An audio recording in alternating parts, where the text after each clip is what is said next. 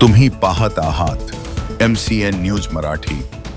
बुलढाणा जिल्ह्यातील संग्रामपूर तालुक्यातील लाडनापूर जिल्हा परिषद उच्च प्राथमिक शाळेत शिक्षकांच्या गंभीर कमतरतेमुळे विद्यार्थ्यांचे शैक्षणिक भवितव्य धोक्यात आले आहे। शाळेत तातडीने अतिरिक्त शिक्षकांची नियुक्ती करावी अशी मागणी पालक आणि शाळा व्यवस्थापन समितीने केली आहे। या संदर्भात 30 जुलै रोजी संग्रामपूर येथील गट शिक्षणाधिकाऱ्यांना निवेदन सादर करण्यात आले। संग्रामपूर पंचायत समिती अंतर्गत येणाऱ्या या शाळेत इयत्ता 1 ते 7वी पर्यंत शिक्षण दिले जाते। शाळेची एकूण पटसंख्या 132 विद्यार्थी इतकी असताना सध्या केवळ 2 शिक्षक कार्यरत आहेत। त्यापैकी एक मुख्याध्यापक असल्याने त्यांच्यावर अध्यापनासोबत प्रशासकीय कामकाजाचीही जबाबदारी आहे। त्यामुळे सर्व वर्गांना पुरेसा वेळ देणे शक्य होत नसल्याने विद्यार्थ्यांच्या शिक्षणावर विपरीत परिणाम होत असल्याचे निवेदनात नमूद करण्यात आले आहे।